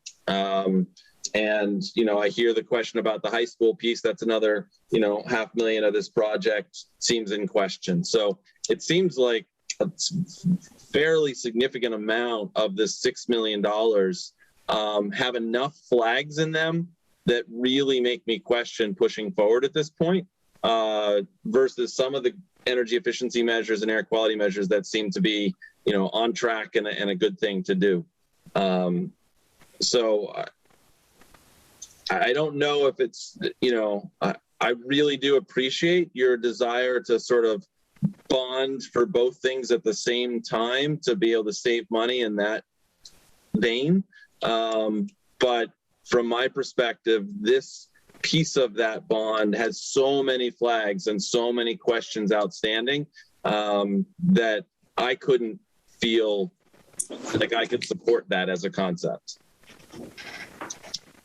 So yeah, I would just say that I'm asking for an amount to bond, not based on a scope of work. And I would really appreciate the understanding of this committee of exactly how much you can save, as well as getting the possibility of any part of this project into a shovel-ready place. How much And do I we said I save was by doing amenable a to- single bond? Just so I can have the number in front of me. No, 2 different bonds. You can't put energy performance with school. Okay, I'm sorry. You said there was a savings to go forward on both at the same time, right? Right. And then also the other part of asking for this bond now is that it starts a process that is not just you get the money and you sign the contract. There's still negotiations to make. There's also a DOER review, a legal review. And that all costs money and time. So as Scott and I think Stephen suggested, as far as bonding or not, I don't see it, as resident, you can, put your opinion, but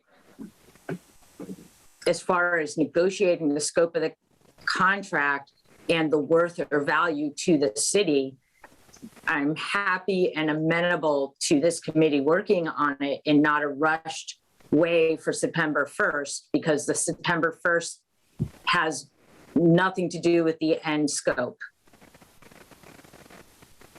Well, it gives you the green light to do the full scope, though, correct?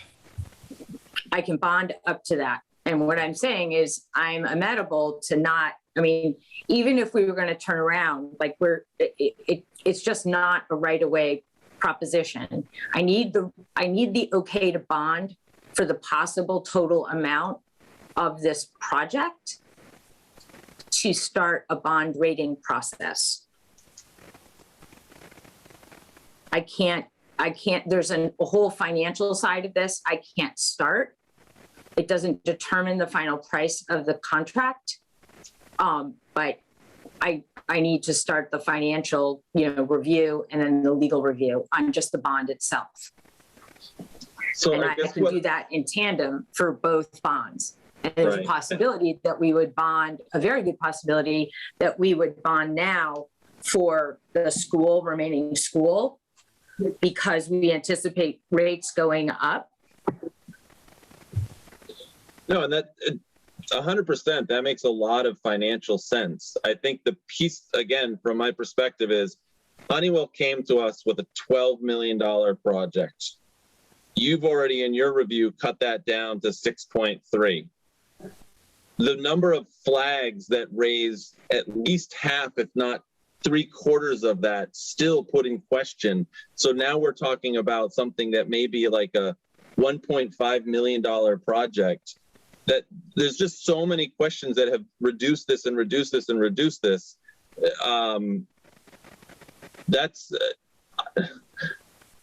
I think we need to have those answers. We need to have more clarity before we can proceed. I agree, but it also doesn't matter if I get the vote on September 1st that we're spending that, Maren. And what I'm saying is the bond vote is separate than what ultimately gets done through this process. And your committee is asking for input on that, like Scott suggested, which I am totally amenable with. So if it sort of sounds like we can just not have a comment on the bond position, because what we want to comment on is the project through Honeywell. And, you can, from what you're saying, you can go get this money that you could spend on that. And then, we are involved in deciding how that project pans out. Yeah, I just want to be clear. I wouldn't go for this. It's just approval to go up to an amount. I'm not going to bond for anything for this project until there's a resolution around these questions and that the city and Honeywell, we come to an agreement about the scope and what is worth it and what is not. So it's not like there's $6 million going to be sitting in our account, an account and whatnot. I guess one example. So say the bond was for 6.4 million and we discussed the scope. Maybe we exchanged the solar and we decided we wanted to do air source heat pump for the municipal building, whatever the cost of that is. you can bond up to 6.4. So if we were to change the Honeywell scope to say exchange a solar system for an air source heat pump, for example, that's something we could do. We're just tied to the amount. And if we adjusted the scope of work for Honeywell's project to do something like that, is that a possibility? I believe, yes. Okay. Because I mean, that's one alternative is, okay, we're authorizing, say, just around number $6.5 million for an ESPC contract, but maybe after we get the approval for the bond, we discuss more and we find out to meet green communities and reduce our carbon impact, we decide to, it's better for the city to exchange a solar system for an air source heat pump. We still stay under the 6.4 theoretically, and that could be a better option for the city and still meet all the stuff that we're talking about as far as, goals for the city going forward. Because that could avoid solar issues with contracts, but also have a very significant reduction in our carbon impact. Understood. And yes. What is, just to clarify, what is the difference between going forward for a bond process that is at 6.3 million versus, 1.5 million? It's the same. Same process, same costs for review, all those things. Yeah, there's probably a premium on the amount of the bond, but it's offset by the expense of bonding separately and going through the due diligence for two bonds. Yeah, because I think the important thing, at least from my opinion, is that the scope of work is not set after the authorization for the 6.5. And what it sounds like it's not. And I think, so from my opinion, from a recommendation letter for the city council, I would say there is potential to go up to 6.5, and we recommend, the bond issue is up to them to do, but we still have many questions on the scope of work. There could be alternatives to the scope of work that could reduce the cost in one area and increase the cost in another area. I look at it as more of a not to exceed an authorization to spend 6.5 million on energy improvements for the city. Yes. And framing it more like that, and then saying we're going to finalize the contract with Honeywell. And I think that actually would probably go a lot better, sound a lot, and then there's many things we could do with that 6.5 million. Yeah, and we don't have to, and if it's less than that, and just to go back to Marin, question about cost. So the cost between or the offset, that's when we actually go to bond. So if the scope of this bond changes and it's less than, then it's based on that. So the cost of bonding or prepping to bond for two bonds at the same time is the same, basically. It's the premium and the cost, the fees, say it's probably a better way, to the investment bank. That will depend on the ultimate amount we bond for the school and for this project. Does that make sense? Yep. Okay. Well, in the interest of our guests here who've stuck around, and I don't know if we need to have them stick with. They're welcome to sign off if they want. Yeah. I don't have any more questions for I them. just want to say to Mike, John, and Alex, thank you all for showing up and spending your time. And I know we had a lot of questions and a lot of things. Appreciate your ability to answer that, and to give us the information. And obviously we still have some things we're going to discuss and follow up with, and on both sides going to come up with some new or additional information to keep this going. But definitely thank you for coming and helping to get this all in front of us. I definitely agree. There's no animosity from me. It's just more of just putting you guys on the hot seat to prove out the assumptions. And I'm a professional engineer myself, and I know, you guys are bound by your ethics and all that stuff. So I'm not questioning any of that. It's more of just, what's the best decision for the city as far as going forward on a project. And I know you guys were given a scope of work and buildings to look at. So I really appreciate all the work you've done. I just wish we had more details on it before we got to this point. And that's my biggest thing. So no hard feelings from our end. We understand the position you guys are in and all that. So Thanks, guys. Well, thanks for having Thank you. us. Nice meeting you online, guys. Take care. Thank you. We'll Have be a in good night. touch. Thanks. Take care. So guys, just everyone here in the energy committee, I just got to be really clear. I've got a hard stop in like 8 minutes to be able to have, I've got a 7 o'clock meeting that I have to be at on time. So, Scott had some time issues here. Would wanted to be off already by now. So Yeah. real quick, then we'll hear with all the mayor's still here. You had mentioned something about aggregation that you wanted to bring up. I guess, can we just delay that? Because I think we need to talk about the recommendation letter for Thursday. That's fine. Yeah, I didn't want to leave that. I just wanted to. Yeah, because I mean, we got to talk about this on the public meeting while it's being recorded. Sure. An open meeting. Okay. So I guess I would like to make a motion, and I can draft the letter that as an energy committee, we recommend to the city council to bond up to $6.475239 million with the contingency that we review the scope of work more in detail with Honeywell and the mayor's office and look at other potential savings or other options as far as maybe switching to air source heat pumps as opposed to solar systems, et cetera, once we get more details from the investment grade audit, something along those lines. And I can frame that. I'm not sure how much, we obviously can't wordsmith it tonight, but that would be the recommendation letter. And I would circulate it to the group before we approved it. But as far as those lines, so I would like to make a motion to write that recommendation letter. Second that motion. Discussion? So in order to be able to, I mean, I guess I would ask for a little bit of an amendment on terms of just the way you phrase that when you actually write it, in the sense that I don't feel comfortable approving a $6.4 million bond based on the scope of work provided to us, but it can be something like, based on the request for this proposal, we support proceeding with this with significant reviews still to come in terms of what we actually will approve, recommend, from our review. I can't say I approve 6.4 million right now. That's what's being proposed. And so I don't think we need to change that number, but I don't think also our language is to say that we approve that number. Okay. Yeah, because we can't go above it because that's the amount that the mayor gave to the city council through the process, and that would. Yeah, I mean, I would say more like we understand that this is the number that's been provided. Yeah. We're willing to hold off,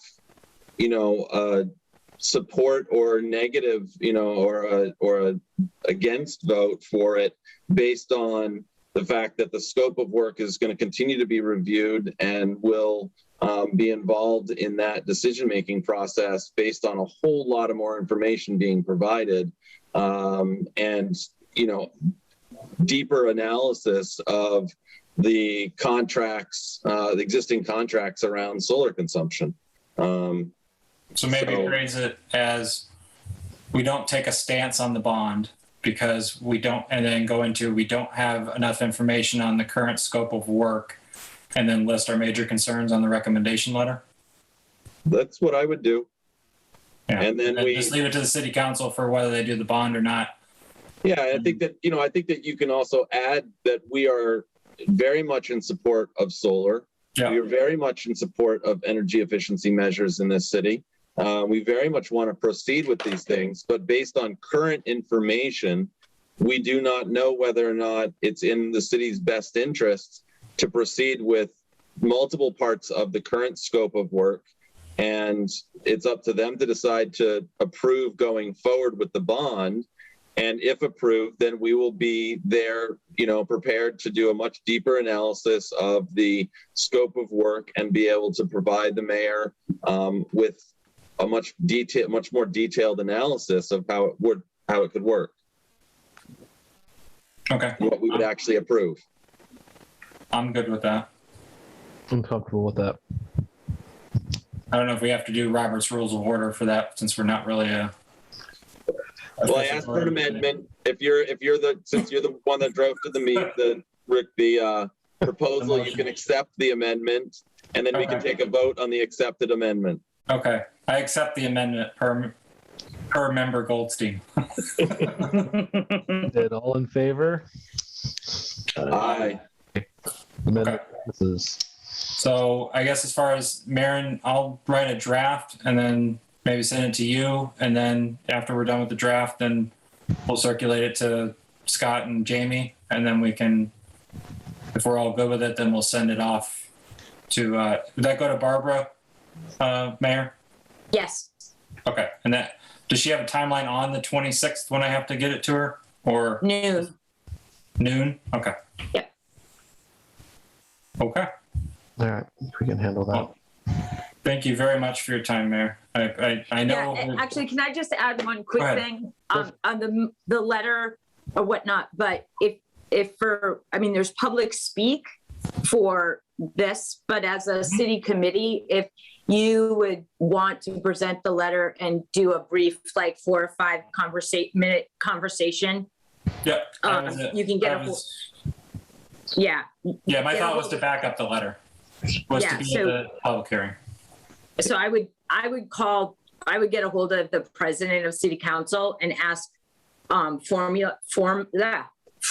to be put on the agenda as Okay. the energy advisory committee, so it doesn't get choppy where it's like public speak 3 minutes and then Maren speaks and then you have the time. So I would just review that. I would specifically request that from Peg Conniff, the city council president. Okay, I can reach out to her. I'll do that tonight. So she has it ahead of time. So the 26th, we get their comments in by noon, and then follow that up with being on the agenda for September 1st, where Stephen or Maren, probably Stephen, I guess, will be present. I'm taking the lead. Be present at the meeting to deliver that directly and talk about that. Okay, that sounds good. Sounds good. Okay, and then our next meeting is what, September? For 20th, currently, September 20th at 6 p.m. Monday. Okay. Do you have something for 3 minutes for community aggregation? Or Aaron has. I gotta jump. We still got quorum without you, Aaron. Aaron, you can Okay. jump. Yeah, we'll try to. I know Scott. Thanks, guys. Thank you, Mayor, for your time. Appreciate it. Yeah. Take care. And yeah, if there's again, we can push the aggregation comment or to discussion to the next meeting. But if there's something you want to bring up real quick, Mayor. Yeah, I mean, it's just a real quick thing.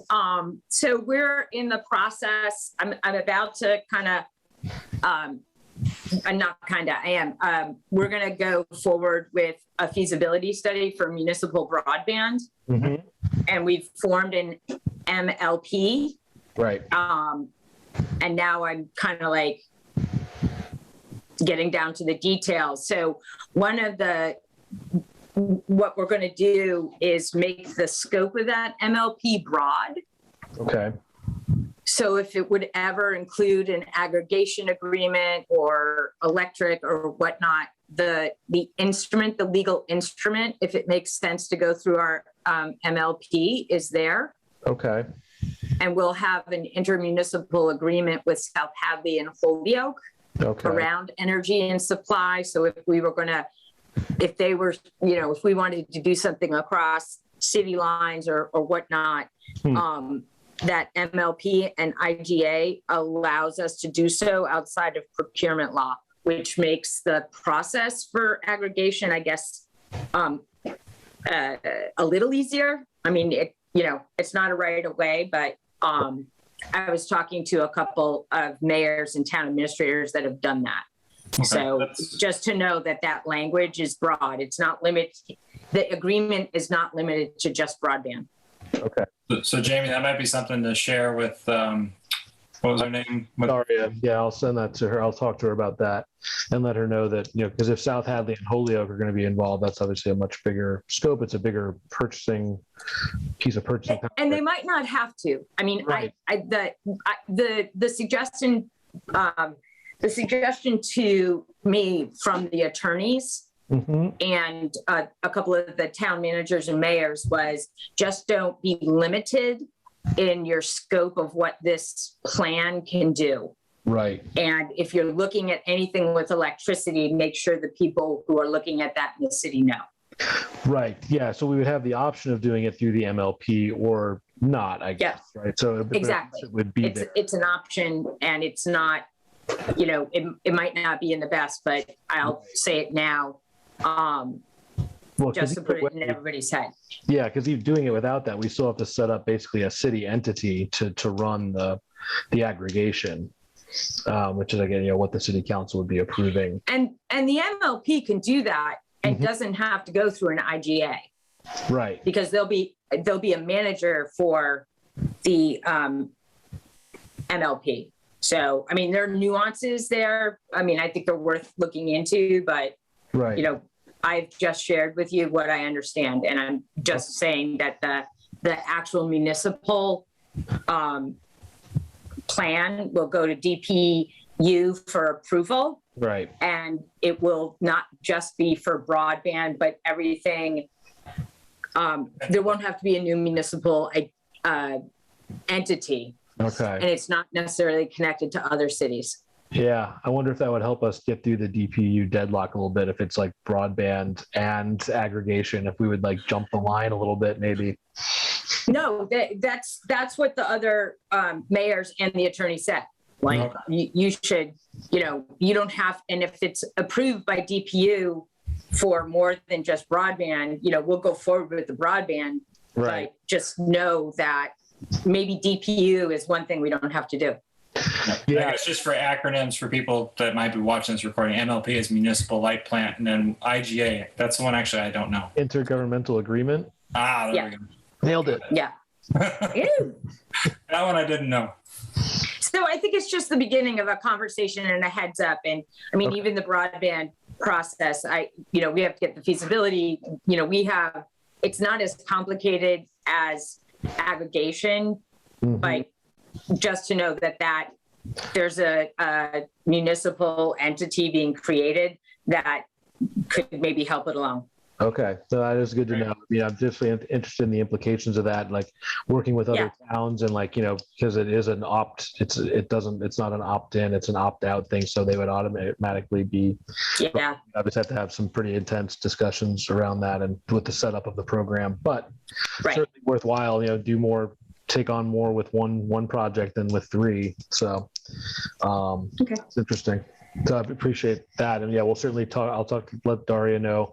She can be prepared to talk a little bit more about that at the next meeting. We'll make that maybe a little bit more of a centerpiece depending on where things are at with the performance contracts. Yeah, Mayor, if you have any We'll have a lot questions about- with that too, but if you have any questions for Daria, Mayor, as far as aggregation, we can send them on to her, and so she could be prepared to talk to him. yep.